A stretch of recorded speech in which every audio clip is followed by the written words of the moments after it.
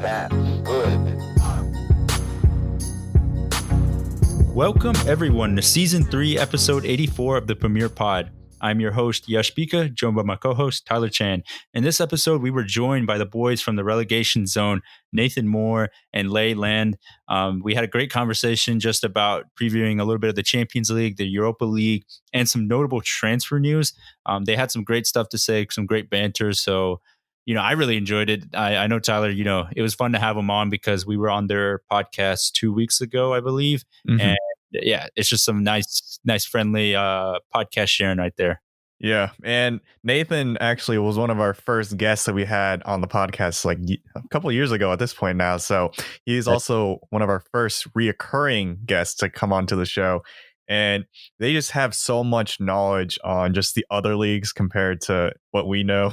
So we're just mostly Premier League, but for them, they got Serie A, they got Bundesliga, the league in their back pocket. So they got a lot of insight that, they brought up when we just asked like random things, random insights and random questions there. So that's going to be big to hear. So this could be a good one for y'all.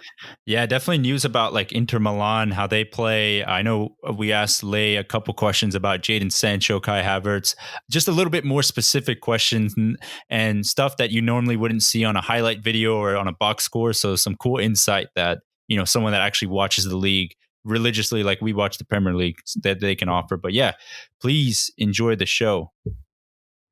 What's up, guys? We are joined at the Premier Pod by the boys at the Relegation Zone Pod. We're talking Nathan Moore and Lay. Thank you guys so much for taking the time out of your days to join us for this special podcast. If you guys didn't know, if you go back maybe 2 weeks ago, we were actually on the Relegation Zone podcast. We had some good banter just about the Premier League, a little bit about the FA Cup, and just overall European soccer topics in general. But guys, can you go ahead and give us a quick little explainer for the Premier Pod fans out there what the Relegation Zone is and who you guys are and what teams you support? Yeah, sure. So what's up, everybody? This is Nate. I guess Lath just doesn't have a last name. I was blessed in Yash's intro to have one. But, so yeah, I'm Nathan Moore, one of the hosts of the Relegation Zone Pod. And basically, if you like this podcast, and you're probably going to like the Relegation Zone too, we're not just Premier League focused, but we do dive mostly into Bundesliga and Serie A because those are the two other leagues that really pique our interest. But everything from Champions League, Europa League, transfers. Lath, I'm sure, can talk a little bit about his. He considers himself quite the lead scout. Always trying to identify some up-and-coming talent. But yeah, basically, we really just screw around, try to have a lot of fun, and talk about soccer. Yeah, and like I'm Lath Land, and like Nathan said, I'm kind of, I guess, the resident Bundesliga expert for the pod. But I do try to dip my toes in some scouting young players and talk about that. So that's pretty much what we do. Awesome. Well, to go ahead and jump right into it, we're talking about the Champions League. And obviously with the whole coronavirus pandemic and everything, obviously the Champions League had to be halted. But the Champions League matches are coming back this weekend. So it's going to be pretty cool to actually have Champions League on the weekends, almost like you're watching Sunday Night Football or something like that. Instead, you're watching Champions League on the weekends. But just a quick general question. Who do you guys think will actually win this competition? I know Tyler mentioned before we started recording that you can kind of throw form out the window. But Tyler, I guess I'll start off with you. Who do you think, who's your favorite right now to win this competition? My favorite right now, I'm not trying to have any Premier Pod bias, but I have to say like Man City, because right now they are about to face Real Madrid in a second leg and they have an advantage right now. And I feel like the main team remaining in this competition, besides maybe like Bayern Munich, that have a really good chance of winning this is Real Madrid. So if Man City can knock them out, then I feel like Pep Guardiola has a pretty good chance, and he has the fire to make sure that they can get all the way through and then maybe sneak in the win, because a lot of players that they had that are key players are injured, like Aguero, and most importantly Emerick Laporte is back from injury. So I think just based on that, they have a pretty good shot of making it all the way. And just other teams that usually are pretty notable, like say Barcelona, they're not doing the best this season. Like Messi can't be the typical Messi he has been in the previous seasons. And like certain other teams like PSG, Mbappe just got a pretty horrific ankle injury in a recent match from Perin, the center back from so I think just little things like that is all going to accumulate, and then I think City have a pretty good chance of making it through, and winning it all. No, it's good. I think that's a pretty decent pick, and that's a fair shot because they've been destroying the Premier League. I will say for me, real quickly, I think the Real Madrid matchup is going to be a lot more difficult this time than it was when they first met, because I think, Real Madrid were slowly picking up form then, but they've been literally on fire since the restart. Since the La Liga came back and everything, and they captured the La Liga title. So, I mean, Real Madrid are going to be interesting. I thought it was pretty funny that Gareth Bale didn't travel with the team. Zidane basically had a quote saying that I think he said something that he was eligible to come out, but he didn't travel with them. And, we obviously know with the whole Gareth Bale situation, it just seems like a matter of time before, he's shown out the door or something happens, or he just becomes a professional golfer at this point, because who knows? But I don't know. I think City is a good shot, but I have to put a little bit of faith in the kind of the wild card of the remaining teams is Atalanta, because they're playing PSG in the quarterfinals, but they were on fire in the Serie A, and they've been making a lot of noise. And plus, I like seeing a underdog story because I don't really have an affiliation. I know we're the premier pod and maybe root for City, but I'm going to see if Atalanta can do something that Ajax failed to do, which is make it all the way to the final. So that's the team I'm kind of putting my money on if I had a bet right now. But how about you guys, Nathan and Lay? Yeah, so to your point about Real Madrid, I think that whoever said that the second leg was going to be a whole lot more difficult for City, I think you're exactly right. Real has looked a whole lot better since the restart, and I actually picked them to come from behind and claim La Liga over Barcelona on one of our podcasts. Laith did not. This is some bullshit. But my pick, I hate to give Laith too much credit here, but I think Bayern are probably, granted they've been off since, I don't know how many weeks it's been since the Bundesliga concluded, but before they quit playing, they were playing like the best team in the world. I still think no club, definitively has more talent in their squad than Bayern does. And on their day, I don't think, if Bayern are playing as well as they can, I don't think there's really any club that I would pick to beat them. But honestly, ask me in a week when the quarterfinal draws are set, because that might change a lot of who I think if Bayern were to get a really tough draw. But I think right now that's who I'm leaning towards. Nice. Yeah, and I hate to show my bias early on, but I'm going to have to agree with that. Just because when you look at how everybody has played after the break, Bayern have been one of the most consistent performers. And a lot of that does have to do with the depth that we have there and just kind of the attitude that Hansi Flick brings to the table. But I am glad that you mentioned, Josh, the Atalanta PSG, because that's a match that PSG hasn't played.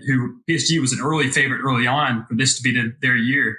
They haven't played a single match since early March. And Atalanta, you know how dangerous that offense can be when it's clicking. I think that is one to definitely keep an eye on.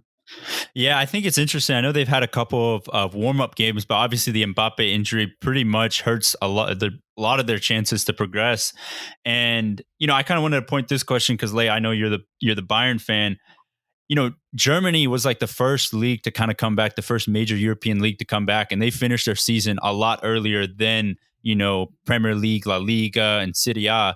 How much do you think that affects their performance against Chelsea, and maybe do they come out a lot more sluggish than Chelsea just because of the extended break they've had to kind of prepare for this Champions League competition?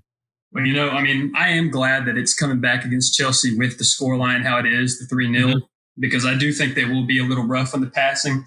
But as far as sluggishness, I don't think that's going to be an issue with them, just because, again, that mentality that Flick brings to the team. And they've also had another kind of a tune-in or a tune-up match with Marseille the other day, kind of got things clicking. So, yeah, they won't be quite as sharp as they had been, given that it's been a while since they've played a straight professional game. But I don't think it'll take them too long to click, and they've got a good, cushion, I would say. Yeah, I think it's I just want to quickly put this out there. Obviously Barcelona with Lionel Messi and Juventus with Cristiano Ronaldo, they're obviously still at the peak of their games and they're still performing well. Juventus, I think, if they can get past Lyon, I think they have a pretty decent shot because they still have a very strong side, a very strong team. But however, Barcelona, Artur, I think the reports are that he's not going to be playing in these Champions League fixtures, obviously because of the whole transfer dealing with the reported news that, Pjanic will be going to Barca and then Artur will be going to Juventus. But man, I kind of feel bad for Messi, but also I feel like Messi sometimes can be kind of the catalyst for a lot of the problems at Barcelona. Sort of like, where you're such a big superstar that people often frame the entire side for you. And when things don't go well, I think it's very easy to start pointing fingers and putting the blame on people. But, I kind of feel bad for Messi because the whole Barcelona side, I don't know. Do you guys have faith in Barcelona getting past Napoli and then maybe making it into the semifinals? Or do you think they're just going to end up, obviously whenever we find out what the quarterfinal draws are, do you think they're just basically going to get done in the quarterfinal round? I don't have faith in them at all, really. Oh, wow. I think on one of our podcasts, we spoke a bit about Napoli in the season they've had in pretty good depth. And while they didn't exactly finish where they would have wanted to in the league, I think they're somewhere around sixth. They did make a great cup run, winning Coppa Italia against Juventus. And of course, they are level on aggregate right now with Barcelona. I'm not positive where the next match is. I think it's at the Camp Nou. So that away goal for Barca might come in very handy for them from the first leg. But, especially now, a big question here, would Osimhen, their new signing from Lille, I'm assuming he would not be made available since none of the other summer transfers are available for their club. Yeah, I would assume so, right? He would not be available. Yeah. Well, that would be a big help for them. But even with the team that they have, with Dries Mertens and Lozano, and Insigne and all those guys, I think Napoli definitely has enough talent to take down Barcelona, because at this point, in a one-off game, especially with all the downtime both of these clubs will have had, I think anything can happen. So I would not be shocked at all if Napoli get the job done and move on to the quarterfinals. Yeah, and especially in a Camp Nou where there's not going to be any fans, so you won't have that kind of home advantage that you would see normally. But also, when you look at just how the Barca board has been behaving as of late, they've been shopping some players around. There's rumors of Semedo leaving and a few other guys. It just seems like they've already shifted their focus to next season. Not that they're not going to try to win this year, but it seems like they've already really started in-depth planning to get ahead for next year. Yeah. Tyler, you got anything on it? Yeah, I was about to just pile on top of this. This sad anti-Barca train right now, because they're just been having a terrible second half of the season after Corona. It's just like the age of the team is really showing too. It's just, I don't know if they can really cope with this Napoli side, who even shocked Liverpool during the group stages, which I still remember. It's like, oh my gosh. Totally over it though, as you can tell. Yeah, I'm totally. Yeah. Oh man. But I just don't think Barca can, even if they get past Napoli, we just listed all these other teams, and I don't think they can get past all those teams.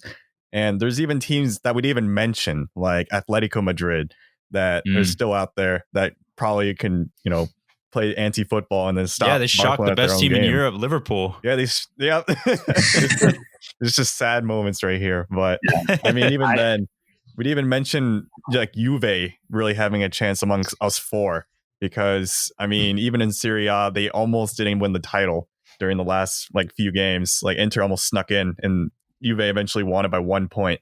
But they still got Ronaldo. They still have the king of winning Champions League trophies. So who knows? Maybe they could be a front runner too. But it's just so random right now. Like we just can't really tell. It's just all kind of epiphany right now.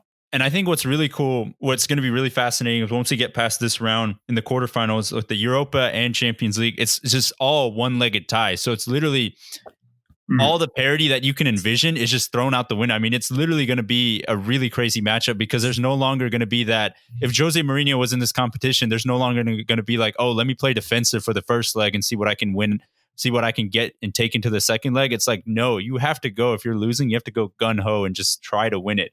But shifting our focus to the Europa League, notable clubs that are still in here: Manchester United, Inter Milan, Wolves, Sevilla, Leverkusen. I know, Nathan, you're the big Inter Milan fan. If that's obviously your number one fandom is Arsenal, but you did mention that Serie A wise, you do follow Inter Milan. I think this one is very interesting because obviously Manchester United, the pressure on them to win this competition now has dramatically fell off since they finished in the top 4, got 3rd place, and have secured Champions League. However, I think the fact that Mikel Arteta won a trophy with Arsenal with just being a manager in his interim season, and the fact that Lampard made it all the way to a FA Cup final as well and lost, I think the pressure has also been enhanced, not on the club of Manchester United, but on the manager of Solskjaer to kind of, show his worth and make it to a final. So I think we saw against Lasik that he was like a B team, but I wouldn't be surprised that if Manchester United kind of roll out an A team, I wouldn't say A plus, but maybe like an A minus team, which will probably be just like their normal starting 11. But I think it's important for me at least to see if Manchester United can make it all the way to a final and just potentially win a trophy. Because I know there's the argument that, you want to rest players for the next season. However, I don't think United are in that luxury where they're that good, where they can just kind of can in a competition. I think, to build momentum, I think you need to start getting close to winning trophies or winning trophies. So I would like to see Manchester United go all the way and potentially get to the final and maybe meet Inter Milan. I think that would be a crazy matchup with the fact that they signed Lukaku, Ashley Young, Alexis Sanchez. So I would be all down for a Manchester United Inter Milan final. Yeah. To your point about, Solskjaer and what this means for him, I agree that, at least in the public eye, he's kind of looked at, in the recent weeks as the 3rd best of these new managers in the Premier League. And I can certainly understand some motivation for him to at least reach a final. But, while again, of course, Manchester United qualifying for Champions League through the Premier League means that this, there's not the major motivation for winning this would be much higher had they finished outside the top 4. They would have been in a position that Arsenal were in last year when they made it to the Europa League final, where they absolutely had to win to secure Champions League football. We all know how that went. I kind of disagree with your point about resting players because I really don't see any reason why Ole wouldn't play his best team from here on out. Because at most, I'm assuming that Europa League is going with what the Champions League is doing in the one-leg ties from here on out. Yeah, they're going to be all in Germany playing the one-leg ties in Germany. At most, you're playing 3 more matches? I don't think you're really gaining or losing any potential rest either way. So, given that those are the only matches left to them, because the Premier League season is finished, every other domestic cup is also done, I don't see why they wouldn't absolutely go for it. And with that in mind, when Manchester United are playing at their peak, they're one hell of a tough team to beat. So I think you very well could see Manchester United get your wish and see them in a final. Of course, it really depends on how the draw shapes out, but they're definitely one of the favorites to go on as well. But as far as the other club close to my heart, Inter, who is growing more and more on me, I'm really starting to like Inter a lot, especially. They've got a powerhouse of a team, especially signing Hakimi. I mean, come on, like Hakimi on the right side. I mean, they're slowly growing, and we're going to mention this a little bit later. But the fact that they're basically discussing a trade swap for Martin Skriniar for Ndombele, I mean, that's an insane deal for them to get that quality of a midfielder. But all I'll say about them in regards to Europa League is, I think they're subtly building one of the top rosters in Europe. And granted, we won't see Hakimi or potentially any other transfers in this competition, but with their season all but over, except for these matches as well, I think you'll really see them go after it, even though they're in a similar position as United and, that they finished it well inside the top 4, nothing really to play for other than to win a trophy. But I think Conte will be highly motivated to take home a trophy in his first season at Inter. So I could see them really pushing forward as well. Yeah, Tyler, Lay, you got anything? Yeah, for me, chip in here. Oh, or do you want to go? Yeah, I'll let Lay go. All right. Well, just looking at it, Wolves is another team that I think you got to keep in the conversation just because of the teams that are in it. I think they're the one that really is going to feel that pressure. They didn't get in the top 4, and that was something that they were really aiming for. But winning, I think they're a team that they have the talent to go and win Europa League. It's just going to be whether they play consistently or not. And that if they do that, they'll be able to get that Champions League spot that the whole project has been about. But granted, they are playing against, now I know you mentioned Ronaldo as kind of the king of Champions League. If you had to crown a king of Europa League, you might as well just give it to Sevilla, because they win it every year, it seems like. So that'd be tough. But I think Wolves are a team that you could really see in the final. Yeah. And just to add on to this list of notable teams still in the Europa League, you can even add Bayer Leverkusen into the mix, because they still have Kai Havertz. They still have Kevin Volland, all these players that have been making a lot of noise in the Bundesliga too. So I think that on top of that, it's just going to be like a mixed bag. But I still think the top two are the teams that we've been mentioning just like continuously, which is Manchester United and Inter Milan. If there is a matchup that could happen like that, I think that's what it's going to be. I remember a few seasons ago, we were mentioning, it's like, man, we're going to see like a Chelsea Arsenal final. And then it actually happened. So I wouldn't be surprised if the kind of matchup that everyone's kind of expecting does kind of, show up.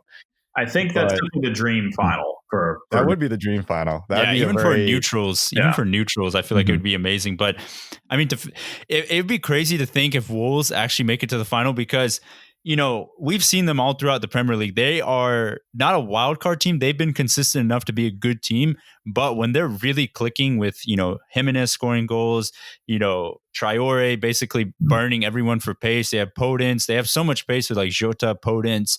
And then they have with the quality of Neves and Moutinho. They can really, really hurt some teams on the counter attack. And the fact that they're playing in like this one-legged tie, I feel it just puts that it just plays into their hands a little bit more. But they do have a tough test against Sevilla, so it'll be interesting to see if Wolves can actually make it past the kings of the Europa League. But quickly going on to our next section, which I am really excited about, is the transfer season. Obviously, it is a little bit weird this time. I think the transfer window is stretching into October, right? Yeah. Am I correct? Yeah. Really weird, but obviously with the times they had to adjust. But there have been some pretty big news coming out recently. I think the biggest one we have to start with is Manchester United. I'm super excited about it. Manchester United are in talks with Borussia Dortmund to sign winger, the young English winger Jadon Sancho. Obviously, everyone's heard of him and his game. Everything I've been hearing from a very reliable reporter, I'm sure a lot of people know, is Fabriziano Romano. He has reported that all personal terms are agreed with the player. However, it's just up to the Manchester United and Dortmund to figure out a fee. And that's been the biggest thing. And he's consistently said on Twitter and all the reports he's saying that this transfer is going to take some time, because both clubs are kind of playing hardball, where Manchester United don't really want to budge in terms of paying more money for him, and Dortmund don't really want to budge their figure. So it's going to play out sort of like where the Bruno Fernandes thing, hopefully, where they kind of just find a soft spot and they can meet in the middle and United can grab their player. It's a little frustrating, I would say, as a Manchester United fan, because you see teams like Chelsea quickly snatch up players, and then Man City signing Nathan Ake and Fernan Torres really quickly, like basically at the start of the window. But I do get it, because United have, the past 5 or 6 years kind of been taking a roundabout in terms of players, like just, paying the fees that they kind of asked for in the beginning. I mean, we saw how much it's burnt them with the likes of Bastian Schweinsteiger, Morgan Schneiderlin, the list goes on and on. Alexis Sanchez, obviously, but I'm super excited. I want to know from you guys, do you guys actually think this could happen, or do you feel like the price is just going to be too high for him, considering we're in this pandemic and all that? I still think it's going to end up happening, because Solskjaer really wants him. And I think if United want to take the next step, they have to keep improving the squad, and Sancho would definitely improve the squad a lot. Yeah, Tyler, I'll let you go ahead and start this next one. All right. So for me on this, I feel like Manchester United, very rarely have I seen a situation where it's like, oh, a player's too expensive, we can't get him. I think I think this is a situation where Manchester United are going to use, their big guns as being one of the biggest clubs in the world, and just be like, we'll pull the trigger and get him. It really bums me out as a Liverpool fan to see Jadon Sancho go to Manchester United, because he's a really good prospect, and he had 20 goals, 20 assists, I believe, this season. So I think just having that just added on to the team, whatever team he gets put it on, that would be just a big addition. Like he will just be able to create, and whether it be for someone else or to set up a goal for himself and just score. So I think just little things like that will be big, and also just being an English player. That will also bring a lot to the team, because I believe there's like regulations where like now you have to have, you know, a certain amount of English players on your team. You can't be like Man City, where there's like a bunch of, you know, foreign players that just goes against the Premier League. So it'll also be like a kind of kick in the shin to Manchester City, and if Manchester United do get him, since he'll literally be going from City to Dortmund and then from Dortmund to United. So I also, I don't know. Do you believe that the Sanchez move is for sure going to happen? Because I think that might be the only thing maybe holding it back, because there's a lot of wages in that Sanchez contract right now. So yeah, I think Sancho, I believe, is going to probably get a big contract himself. Yeah, I think I actually think it is confirmed, because I think the Inter Milan president or CEO like basically said we are signing Alexis Sanchez, and Romano did tweet out that, you know, the deal will happen. It's basically, I believe United are letting him go for free, but obviously the biggest reason was they're just getting rid of his like massive wage that he was on. And I think that was the biggest thing, so they can save a lot on the wage bill. But Nathan, correct me if I'm wrong. Was that was the dealing, right? It was just basically they're giving him for free, but they're just taking on the wages. Yeah. So I pulled up an article prior to recording here. I've got it in front of me. Sanchez would have earned a little over 40 million euros over the next 2 seasons in wages, but he has waived that contract to join Inter, and Inter's going to be paying him about 28 for the next 3 years. But yeah, it was a free transfer, basically just getting his wages off the books for United. Yeah, and I think even when he did go out on loan, United basically paid more than half of his wages. Yeah, they literally had to pay more than half his wages to get someone to take him. So it was a pretty ridiculous contract to start off with. Dude, the piano man. I mean, I think once he's gone, then we'll see Sancho potentially coming in. But I think we have to wait for Sanchez first to leave. Yeah, Lei, I want to know from your opinion, because obviously you're the big Bundesliga guy and you've watched a lot of Bundesliga, but you know what I've seen from Sanchez, because I don't watch Bundesliga religiously. I've seen highlights on YouTube and such, but from someone that watches the league on a daily, what can the Premier League kind of expect from him? Obviously, we know his goal scoring and assists, but what else does he really offer that we may not necessarily see on a box score or like a YouTube highlight video? Well, just from watching him week in and week out, the first thing that you got to keep in mind is that Sancho is a player that commands the entire team's attention. So even when he's not making an impact, let's say stats-wise, the whole team is fixated on him and things just open up. I can't tell you how many goals I've seen against Bayern where we contained Sancho because we designated a man or two or three to try to keep him in check, and then we just completely just obliterated on the other side of the field. So he's someone that you put him in the team and all the focus just comes on him. Really creative player, and he opens up a lot. Now, in terms of whether the deal is going to happen, just due to the sheer number of rumors and links and what everybody's saying, I would be shocked if it didn't. And I know Dortmund, they've been known as a selling team. They're in a position now, they've sold enough, they don't really have to sell unless they're offered a massive fee. But when you look at like how soccer deals are done nowadays, I mean, Nathan can back me up here. Nicolas Pepe, I know it was 80 million to get him, but that's going to be paid in installments over the course of a few years. So my prediction for the Sancho deal is that it will go through, but they'll have to offer at least a decent sized lump sum for this year and then just keep doing some installments probably for the next couple of years. But I think it's to a point where it's just expected that it'll happen and everything's just kind of falling into place for that to be the case. Yeah, no, I think I actually have heard that reports where it's basically the fee is going to be paid out in installments, sort of like the Pepe deal. But not to put too much thought into Sancho right now. Nathan, I want to bring you in here. Arsenal, a lot of talks for them are potentially signing free agent Willian from Chelsea for reported ESPN FC. One of their reporters reported it that close to 100K a week to sign the winger Willian, the Brazilian winger. You know, he's been a pretty solid performer at the club. I think a lot of times, you know, with him playing on the opposite flank of Eden Hazard, the attention obviously went to Hazard, and we kind of didn't really acknowledge some of the good things that Willian does provide. But obviously, he still has a buttload of pace. he's still quality when it comes to like getting free kicks in, and he can still perform at a pretty decently high level. Do you think, Nathan, I want to ask you this, do you think that is too much, giving him that much money for, I think, what is he, like a 32-year-old or 31-year-old winger? And also, are you a fan of this move that Arsenal are potentially trying to get him in? Yeah. So first and foremost, when we're talking about the Sancho deal, obviously that's very much still up in the air as to whether or not it'll happen.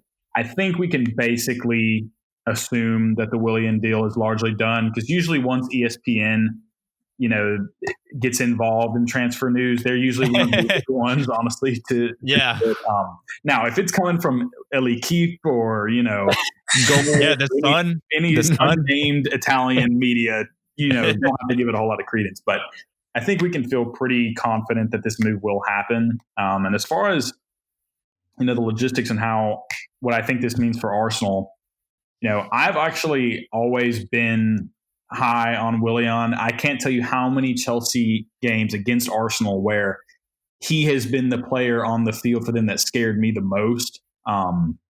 In this past game in the FA Cup, I think Pulisic has now taken over that role, which that sucks for the next 2 years. I'm going to have to deal with that.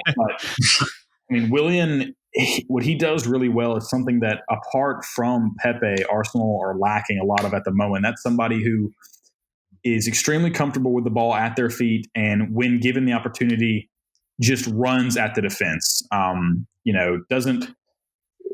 Under Emery especially, and they're kind of getting better at it under Arsenal, the first inclination of basically everybody in the midfield was hold on to the ball. If you have to, move it laterally or even backwards if necessary. And part of the reason I like guys like Mason Greenwood so much is their, fearlessness in just taking the ball on the turn and going towards the touchline, because a lot of good things come from that. And so I think Willian has always been a really big part of Chelsea. So on the one hand, it's good for Arsenal in that, you're hurting Chelsea by him leaving, period, because from the rumors and the quotes that I've seen, Lampard was keen on keeping him, but the board or the higher ups couldn't agree, weren't willing to match what he wanted wage wise. So from an Arsenal perspective, you hurt one rival while at the same time adding a good player to your squad. Now, $100K a week for a 32-year-old, a little high, but then again, I don't exactly know, what every other squad member on Arsenal is getting paid either. So I'm imagining that's a relatively similar wage bill to most of the players. But my biggest thing with this move is, what does it mean? Where does he fit into this lineup? Because, of course, with the two domestic cups, the Premier League, and now, thank God, since they won the FA Cup, Arsenal will be in Europe next year. There'll be plenty of games to go around. So I don't think, Pepe needs to be sweating over his starting job. But, I think Arteta, he's shown in his brief time at Arsenal already that he is a shrewd and prudent manager, to where he will play whoever he thinks is playing the best or gives them the best chance to win that weekend. So, I think it adds a lot of competition on that right side for Pepe, and hopefully brings out the best in both of them. But I think it's a smart move, especially since you detract from a direct rival and add him to your team. We saw, how that worked out for Chelsea and Giroud. I think and in that sense, that was a move where I was kind of fine with, as an Arsenal fan, letting Giroud go. But of course, he burned us in multiple games, especially in Baku in the Europa League final last year. So it's nice to see Arsenal kind of on the other end of that. But, it remains to be seen how he'll fit in. But Willian has always been a player that I liked on Chelsea. And so I'm excited to see, what he can do at Arsenal. Yeah. Tyler, do you have anything about Willian potentially signing for Arsenal? I feel like when he was at Chelsea, he was kind of, I don't know if people really underrated him, but I never saw anyone have a Willian jersey. Yeah. You know what I mean? That is true. He's like, we know he's good. We know he's a player that if you could start him, you usually start him, but he's never a player. It's like, all right, he is the go-to guy that we're going to have. Like, he's like the star man for the team. You gave him like the number 10. And like, even then it's like, he's just there. he's just good. But I think he's going to be, if anything, he has helped Chelsea win a lot of things too, like win a lot of trophies. And like, you don't really think about that. And he, bring that to Arsenal, I think will help in just like the little bit of helping Arsenal kind of find their their what's it called, their identity.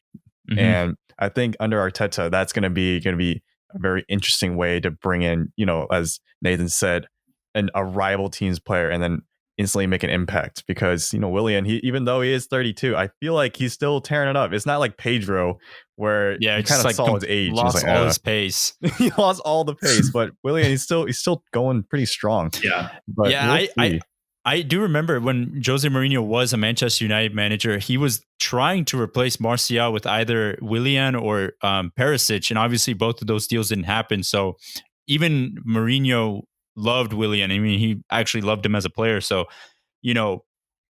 I think Willian is definitely a good buy. I think it's a pretty smart move considering all the reports that Arsenal won't have a big treasure chest to spend a lot of cash on. Getting someone on a free transfer will definitely help in terms of trying to boost their squad and making those smart signings. But moving on to the other side, their North London rivals is Tottenham.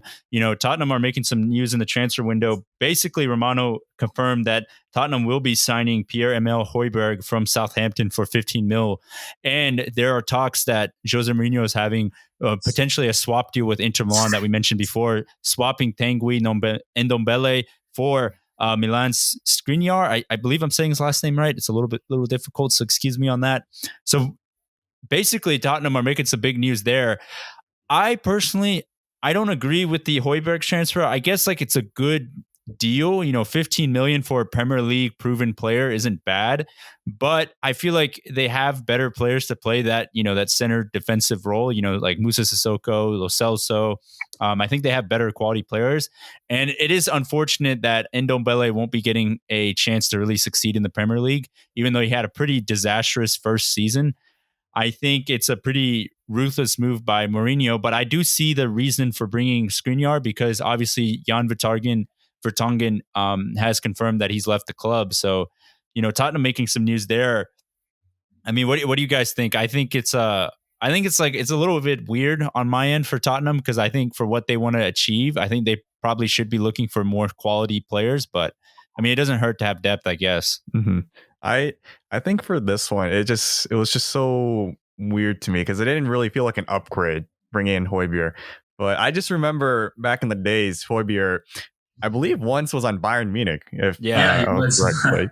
Yeah, so he is one of those up and coming players, like one of those players that you can possibly bring in and then become, a star. But Lei, do you have any insight, being the Bayern man, for maybe something for Højbjerg that we didn't really see at Southampton, and then maybe he might unlock while he's at Tottenham? Well, when he was at Bayern, and this, of course, this is when he was younger and they were putting labels on him. One of the things they'd like to say was that he was going to be the Danish Busquets. That was already a mistake because when you put that kind of name and pressure on a young player, it never really tends to work out. But you can see why they did that at the time because his passing was there. He's a great defensive midfielder. We all know Mourinho, if he's going to bring in anything into a team, it's going to be someone with defensive qualities. So I could see where he fits the bill at Tottenham. And then also the fact that, they've been trying to replace Musa Dembele for a while now. Just that transition player, that kind of, he has the defensive skill, but he can also dribble through the middle of the park. And they just haven't been able to find someone. So I think Højbjerg is a cheap option that kind of fits that mold and playing style. But there are times just looking at it, and some of the reason why he didn't make it Bayern is he tends to be really sloppy with the ball in the midfield, and his passing accuracy isn't that great. So he's someone that I think you're right. As a depth piece, it makes a lot of sense, but I don't picture him being very important to that side at the start. Yeah. And Nathan, speaking about your Inter Milan fan, is what are you thinking about the fact that you guys could potentially get Ndombele? But obviously you're losing one of your good defenders. But how are you feeling about this potential swap deal that's going on? Yeah, so I really rate Skriniar. Actually, I think he's subtly one of the probably top. I mean, without having a list of them in front of me, I mean, not a stretch to say top 10, 15 center back in the world, probably. But at the same time, when Ndombele was coming out of, what was it, Lyon? He was linked to Spurs, or where was he coming from? Yeah, he's from Lyon. Yeah. So I remember all the hype around him and how, he was supposed to be, this incredible engine in the midfield. And I was honestly, as much as I love Arsenal and, tend to let that cloud my judgment when looking at Spurs, I thought that was a really good move for them. And so obviously that's a player that I'd like to see in an Inter shirt. But, Inter, they've been linked with so many people this summer. Now, granted, a lot of them have come through with Hakimi being one of them. But, at one point, Messi was linked with them. I know Conte from Chelsea, which that is actually one I really, really would like to see, as that would kind of bring add some sting to Chelsea once more. But, I think Ndombele needs a fresh start. I think, just a case of the wrong team at the wrong time for him coming into Spurs, and so much turmoil going on when he arrived with the last days of their previous manager, whose name is escaping me somehow right now. Pochettino, yeah. And when Jose Mourinho comes in, that turns everything upside down anyway. And as Mourinho does, he kind of picks players to pick on, especially in the media. And Ndombele has kind of been the guy that he's focused a lot of his ire on. So I'm sure the manager and the player are pretty eager to part ways. So it wouldn't shock me if he leaves Tottenham this summer. Now, where he'll go, I don't know. I don't know how much, we'll have to wait to see developments on if that swap deal is something that could realistically happen. But I think it makes a lot of sense for either side. Inter could definitely use a player like Ndombele, and I think he could really succeed in the Serie A. And then Spurs need a lot of help everywhere, but a top-class center back would do them a lot of good as well. Yeah, it seems like the Mourinho formula: fix up the defense first and then worry about the attack later. And I think that's what he's kind of going for. But Manchester City, man, I'm a little upset because they're basically right now buying themselves back into first place in the Premier League next season, because they've confirmed the signing for Nathan Ake on a 5-year deal, I believe, for 40 million. And then they signed Valencia winger Fernan Torres. However, basically a situation that Manchester United had way back in the day in like 2008 or 2007 with Gerald Piqué, where he was part of the Barca academy, left, came to United, succeeded a little bit, and then decided to head back to Barcelona. Eric Garcia is in the same vein, where he's a top quality. I would rate him as probably the second best center back at the club right now, even better than Nathan Ake, next to Aymeric Laporte. Is pushing to leave the club to go back to Barcelona. So it would be a huge loss for City if that happens. But, I don't know. I'm just upset that Manchester City can continue to do this, because literally their oil money that comes in, there's no repercussions. Like Chelsea and City, they just have abundance of money, and it just seems like they can kind of just spend and not really worry about it, because, since Pep has come in, literally that's all they've done is just buy defenders. I mean, we're talking about Kyle Walker, Mendy, Laporte, Stones, now Ake. So there too. Yeah. One of the worst center backs of all time. But man, I'm upset. He's good in FIFA. Yeah, he is good at FIFA. But man, I'm upset. Tyler, you must be really infuriated the fact that City are just buying themselves back into the league again. I'm a little just confused about Nathan Ake going for 40 million being a relegation player, because, when you see a team get relegated, usually it's like a fire sale. It's like, all right, I can probably get a player for a pretty, cheap deal. Like when Liverpool got Xherdan Shaqiri, they got him for like 13 million. Like it was something really low. Gini Wijnaldum. Yeah, Gini Wijnaldum, they got him from Newcastle for, just around that too. So it's, or like, 20 around there. But even then, 40 million for Nathan Ake, I don't know. Bournemouth weren't really the cornerstone of defense either. So I don't know. Maybe they might employ Nathan Ake to be, a different position, maybe CDM or something like that, like his dad, like Ruud Gullit. Maybe he'll come back. Yeah, he already has the dreads, so maybe that could be a thing. But I'm a little bit curious about this Ferran Torres, because I actually don't know too much about him. But Nathan or Lay, do you know a little bit more about Torres, like while he was at Valencia? Because from what I can see, he's looking to be like the Sane replacement. Yeah. But I don't really know too much about him. Well, Lay, if you do, I'm going to get some stats on him right now. But in regards to the other moves that City are making, I'm kind of with you guys in regards that, after all this moaning that Pep was doing about being accused of the of the violations in the UEFA, getting off of it, and then turning around and trying to snap back at Arsenal and Manchester United, basically every other club that wanted to see them go down because of this, and rightfully so, I believe. Now they just basically spitting in the face of financial fair play this summer. And hey, you know what? If it was my club, I wouldn't be mad. So I guess, you do what you can. But in terms of the Nathan Ake deal, the 40 million number doesn't actually shock me because there's just this crazy premium on English talent, especially basically if there's an English player that has played or made more than like 60 Premier League appearances and is kind of regarded as being decent, it's going to be at least 20 million like for that, no matter what. And so he's a guy that obviously Pep Guardiola rates pretty highly, but I don't think just because he's coming from a relegated side means that, granted that defense was horrible. You don't get relegated if you have a good defense, but,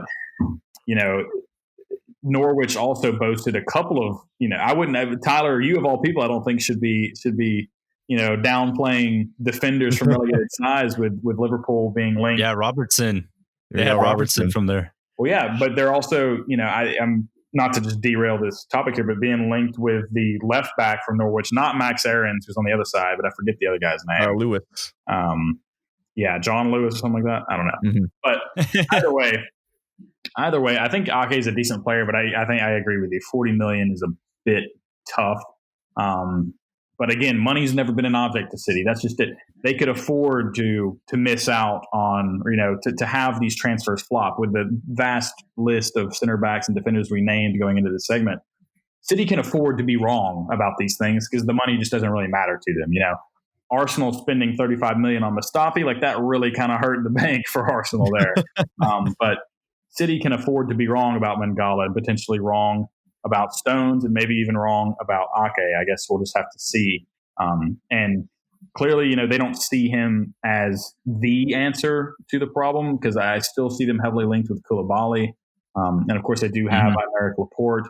Now they've got questions to be answered with Garcia and his apparent leanings to leave. But back to Ferran Torres, and then I'll let Laith have it here. Just looking at his stat line here from this season in La Liga, 4 goals, 5 assists in 34 games in total, including Champions League, Copa del Rey, and the Supercopa.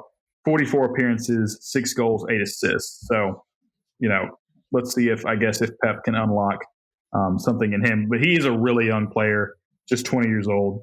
Yeah. Back on the Ake real quick. I think part of the reason that fee is going to be so high is I'm pretty sure Chelsea have a sell-on clause in that contract. So they'll receive a portion of those funds. So they've obviously had to raise it up a little bit.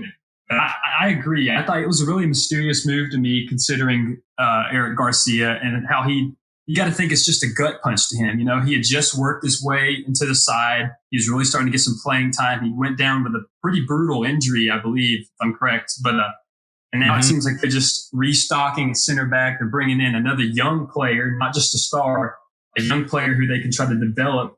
And I think in Eric Garcia's mind is that he sees Ake as someone who's going to steal a lot of playing time from him. And it would seem logical for him to return home to Barca at that point. Yeah, and also Nathan Ake kind of plays like the Manchester City way, where he's not very a physically demanding center back. He's more of a ball playing, passing center back. So I think it kind of fits the mold of what City are trying to build. But I really don't think Ake is the answer at center back for them. I think they need like a beast like they had with Vincent Kompany that was able to lead them to two back-to-back titles under Pep. So I think they need to find someone like that. So maybe like a Koulibaly and such. But to round up the transfer window real quickly, the last person is Kai Havertz. Has been literally pushing. Romano has been tweeting that he's been pushing for a move, pushing the Bayer Leverkusen board to get him to Chelsea. Obviously, I think we all know the talents for him. It's going to be insane if Chelsea actually pull this transfer off, and the fact that they signed Ziyech, Werner, and Kai Havertz in one transfer window. I think they're going to have, if they do sign him, I think they're going to have one of the most potent and deadliest attacks in the Premier League next season. However, I don't think they're going to come anywhere close to winning the Premier League title, because if they don't address that defense and the goalkeeping situation, they're literally just going to be fighting for third and fourth place again. Because, we saw with Liverpool, no matter how good your attack is, if your defense can't really hold and balance out the weight, you're not going to really go anywhere in the league. You might make a couple of big surprises here and there, but overall the consistency is not going to be there. So I would prefer Chelsea, just so they don't get Havertz, obviously. I would prefer them to go take this money that they would invest in Havertz and go invest it into a top quality center back, a defender, maybe even a goalkeeper, and go that way rather than go all in for Havertz and have such a bad defense going into next season. I was wondering why they didn't do the buyback clause for Ake, because then isn't that a thing? So yeah, if they included it. Yeah, and I'm wondering, they had the opportunity to get Ake, but then they didn't, and then now they're going after Kai Havertz. I don't even know if they can really get Kai, because he is, from what I'm kind of hearing from the Bundesliga side at least, and probably can lean in on this, but I feel like Bayern Leverkusen, that's their Wilfried Zaha of the team. It's like if Kai is gone, then that's like a big hole that I don't know if Leverkusen can really fill if he does go. Yeah, I mean, I'm incredibly high up on Kai Havertz, and I had such high hopes of him to end up at Bayern because he fits there. Oh man, another good German player going to Bayern, man.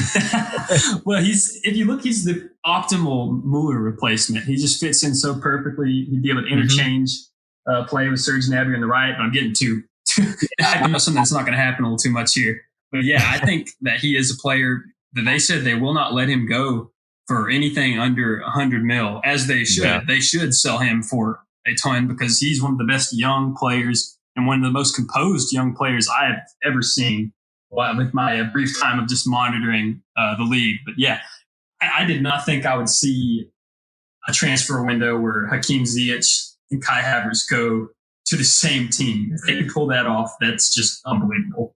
Yeah, I am kind of with Yash and just biasly really hope this doesn't happen, just as a team that is going to be directly competing with Arsenal for the top four. But from a objective perspective, I think if Chelsea do pull this off, I really honestly consider it will be one of the biggest, not highway robbery isn't the right word, but they will have gotten away with this, because I think if this was any other window, if the coronavirus, isn't a factor financially, there's no reason a host of other top clubs don't beat Chelsea to this move, because but just strangely, it's only Chelsea really that are really pushing for Havertz. It doesn't make a whole lot of sense, because he's a player that every other top club has at some point expressed some interest to him in the past couple of years, because this is by no means the first real transfer saga with him. It's definitely the most intense, but we were kind of wondering if he was going to leave last summer. There was rumors even of a departure even the summer before that. But Chelsea are in this crazy spot where they can afford to spend more than – they can basically afford to outspend just about anyone else in the world at the moment due to their – Roman Abramovich. Yeah, Roman Abramovich, and the fact that they've been saving up 2 windows worth of money thanks to a financial fair play ban, which didn't hurt them at all, really, because now coming back to help them in this scenario. So – I don't even think really, of course, I don't have any insider information. I certainly don't, have Havertz's second cousin twice removed in my phone and talking to him. But I don't think Havertz really cares exactly where he goes. I think he just really wants to go now. And so that puts Chelsea in the best position to sign him, because, I think if under a normal window, you'd probably have Real Madrid, maybe even Barcelona, potentially City, and definitely Bayern, all kind of hovering around Havertz. I know he was heavily linked with Liverpool at one point within the past year. Mm-hmm. Chelsea would, under normal circumstances, have a real fight to attract his interest. But I think he's just so desperate for a move to get out of Leverkusen that there's a decent chance we see this happen. But at the same time, I agree with Lath in the fact that Leverkusen are not going to let him go for less than what they think he's worth, as is well within their right. And I just don't know if the Chelsea board really looks hard at their finances in the way that defense is looking. after having spent around 100 million on 2 attackers, I don't know if it makes a whole lot of sense for them to go do it again on a third. Yeah, especially since Kepa is your goalkeeper. I think you really need to really rethink your strategy as a club if Kepa is your leading goalkeeper. But yeah, that kind of rounds up the transfer stuff, and that's pretty much like all the topics we had. Unless you guys had anything that was eating at your mind that we didn't discuss or point out. No. Nah, I guess really. I guess we're good. But yeah, this was an awesome episode. Again, we were recording a feature, like this is a special episode that we're recording with the boys at the Relegation Zone pod. Please make sure to check them out. I believe your Twitter and Instagram handle is just the Relegation Zone pod, correct? Yeah, so Instagram is the Relegation Zone pod, and then the Twitter is at Relegation Zone. Technically, it has a 0 in for the O in zone, but I'm pretty sure if you look it up, it'll come up. Yeah, and it's a picture of Phil Jones, right? As a face? Okay, that's the Twitter one. But yeah, please make sure to give them a follow on those social media channels. Also, please subscribe and check out their podcast. Like we mentioned before, they are another soccer podcast. They don't strictly stick to the Premier League, but they do kind of cover all the topics covering European soccer. So they got some great content there. So please make sure to subscribe to them. Also, thank you guys so much for listening, guys. Thank you guys so much for coming on. We really do appreciate it, and you guys were great. Yeah, thanks for having us on, man. It's always good to dive into some Premier League. Yeah, of course. Yeah, hopefully we can get you on again, Nathan. I know I don't know if Lay lets you talk too much about Premier League. I know you said last time that you feel like you're just ranting a lot on your pod, but yeah, whenever you want to have good Premier League talk, you guys are more than welcome to come back for another show. Yes, sir. Yeah, thank you guys. Yeah, it was a great conversation with them. I really enjoyed it. I think, like we said before, please make sure to follow them on the social media channels at the Relegation Zone. Please make sure to subscribe to them at the Relegation Zone pod. They've got some great content out there. But yeah, that kind of wraps up our show. Thank you guys so much. Please make sure to rate, comment, subscribe, follow us on Twitter and Instagram at the Premier Pod.